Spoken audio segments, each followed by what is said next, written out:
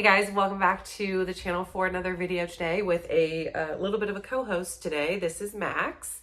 Not sure if you guys have met Max here on this channel before, but he is my baby. Like, he and I are attuned to each other and everything. Like, we are one. But no, I mean, really we are, but also he doesn't like when my girls fight, my two daughters. And they've been fighting quite a bit today. And so he, when that happens, like sticks to mom. Like he just has to stick to me and glue so that he is safe because he feels safe with mom. But anyways, that's what he's doing today. He's hanging out with me. So hopefully he stays calm while I talk to you guys for just a few minutes.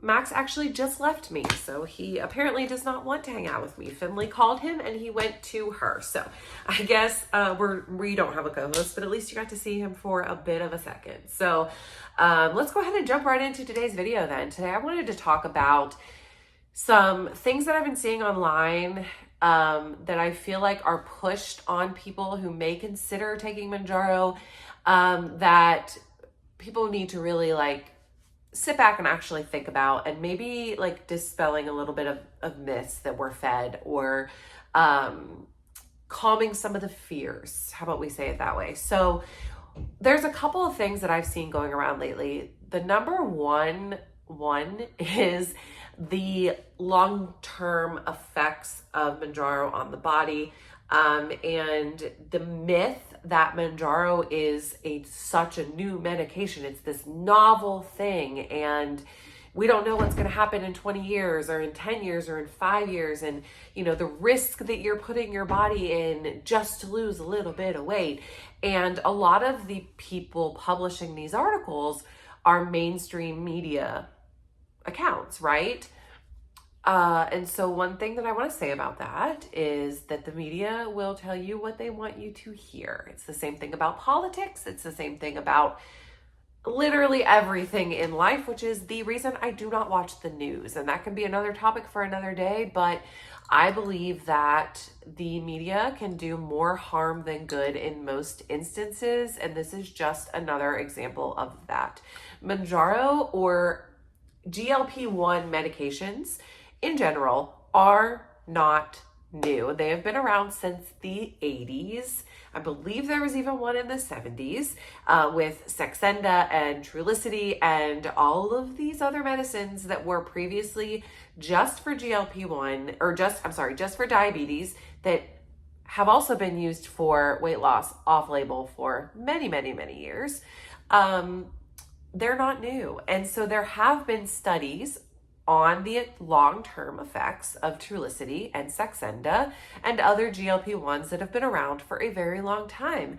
There are studies online that you can very easily look up and see the results of, and see for yourself what your particular risks might be. So I want to encourage you that if you are somebody who is scared of that, to look up these studies. It's really not very hard. You can just do a little Google search, type it in there, and you can get real results. Now, I would, definitely make sure that you're looking at a backed study, so like a Surmount study or something like that.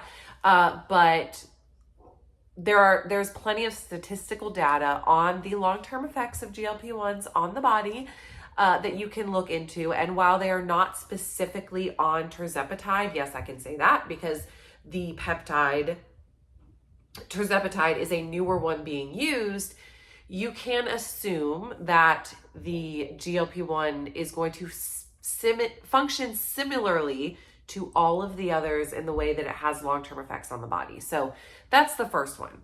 That is a myth that there have not been any long-term studies. And that is a myth that needs to stop being perpetuated, because all it does is scare people. So there's my first one that I want to talk about there. Number two is this risk, or this fear of all of these bad side effects that may happen if you take Mounjaro or tirzepatide. Y'all, let me just get comfortable here. Okay. You have a risk of something bad happening when you put literally anything in your body. Do you know, fun fact, that you can literally become allergic to something that you have eaten your entire life, like peanuts. You want to know a great example of that? Me. I ate peanuts until I was 20 years old. 20 years old. And then one day I ate them and I was allergic. So there is a risk that you can put anything in your body at any time, Tylenol even, and develop a adverse reaction or a allergic reaction or whatever to that product, okay? So the fear that you are going to take Mounjaro and have thyroid cancer, or you're going to take Mounjaro and have internal bleeding or an intestinal blockage or all of these other like black label box warnings, suicidal thoughts, bad mental health issues.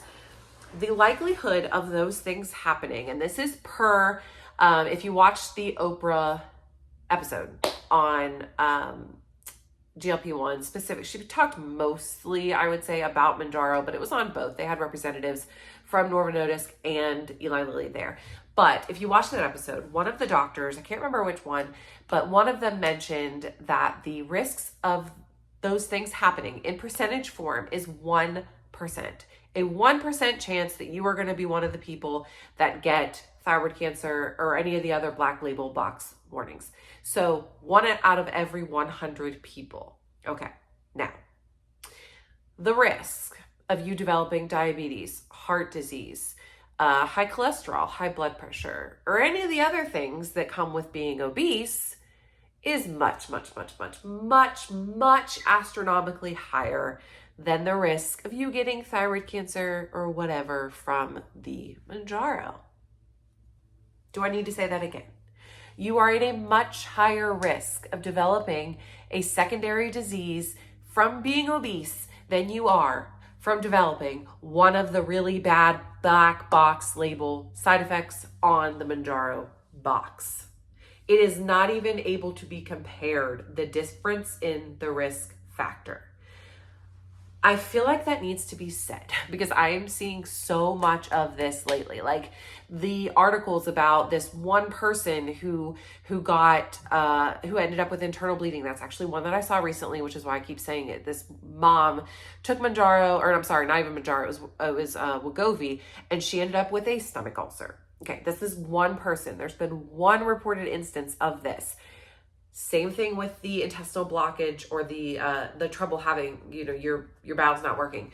That has been more than one person, but it's still, in comparison to the amount of people that have taken Wegovy and Ozempic, which is where that has actually been very prevalent in, not the tirzepatide, which is another myth, is very, very, very, very, very, very, very low compared to the amount of people that have actually taken the medicine.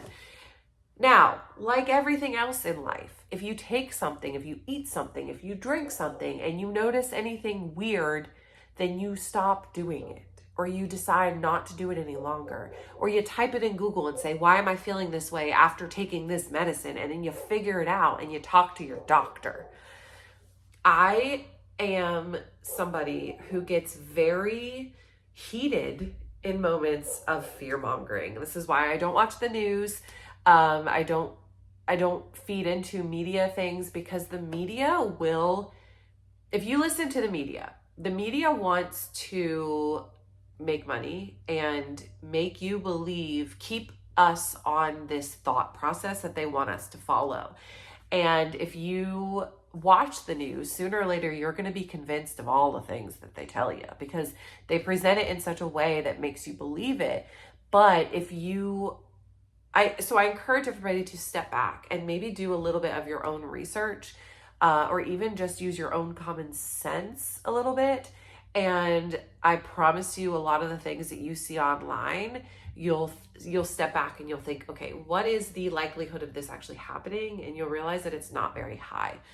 I personally will take the risk of developing thyroid cancer, or any of the other problems, over me taking the risk of developing a life-threatening disease such as diabetes, or as, high blood pressure, high cholesterol, heart disease, whatever, from being obese. I would so much rather be at a healthy weight and eliminate the risk of all of those other things and take on the small risk of developing the other. Now, I also want to say that thyroid cancer is, next to like basic skin cancer, one of the most easy cancers to cure. I want, maybe I don't need to say that out loud, but I worked for an ENT doctor for many, many, many, many years, and they cut the thyroid out. If there's thyroid cancer, they cut it out, and you take medicine for the rest of your life. So again, the risk that I have to have a surgery and get my thyroid cut out,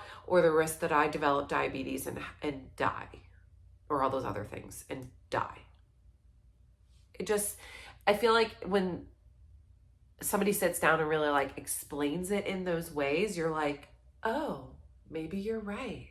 And I encourage you guys to have open conversation in the comments. And, if there is something that you've heard that you're not sure about, or if there's something that you've heard that is true and it's true, if it's happened to you personally, then please, by all means, comment it. But when we're commenting things that, oh, my friend's mom's sister, brother read an article that said this, then all it does is perpetuate the unnecessary fear on other people. And is that what it's not what I'm trying to do here on this channel. I am trying to perpetuate encouragement and support to other people, and all of those things that help other people succeed in their journeys to find health, no matter what that looks like.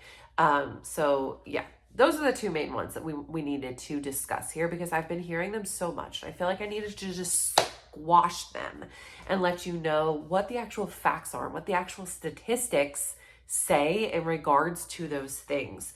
Now, the other one that I've seen, and this one's driving me crazy as well, is that if you are not a diabetic and you take Mounjaro, tirzepatide, Ozempic, Wegovy, semaglutide, that you are more likely, that you are going to have long-term negative effects on your body that people who are diabetic and taking these medicines aren't going to have.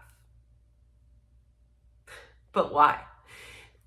Somebody tell me how that makes sense, right? Like, if you're a diabetic and you're taking these medicines for diabetes and you're not going to have any long-term effects or major ones, then somebody who is not a diabetic who's taking these medicines for weight loss is also not going to have any major side effects.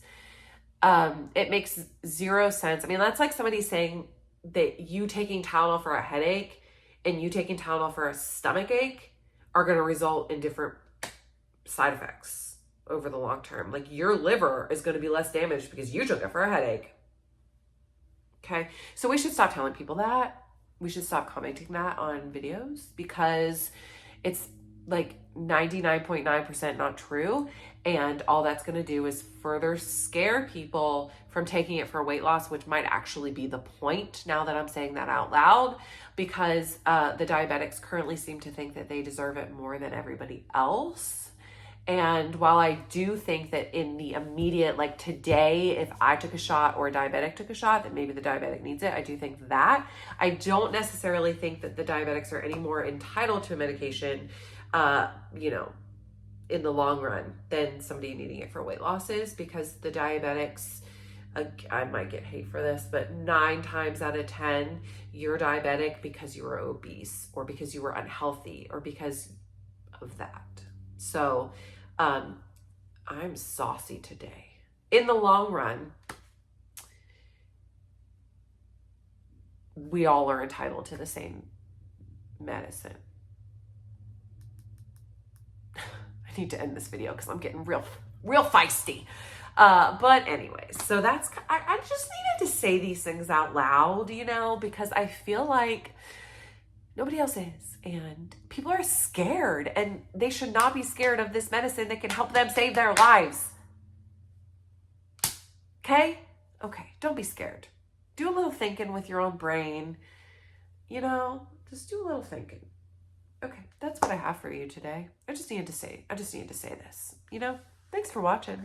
I hope that you enjoyed this video. Thank you guys so much for all of the love on my announcement that I had gone to compounding. We're going to talk about that too soon. Maybe that should have been something else that I fear-mongered or anti-fear-mongered. I don't know, but we'll talk about that. We'll get to that topic because that could be a whole video in itself. But yeah, thank you guys so much for watching this video. I hope that you enjoyed it. Let's talk in the comments. And I'm sure the ones that I made mad are going to comment and say that I did. So thank you so much for that. Thanks for watching this video, and I will see you guys soon. Have a great day, guys. Bye.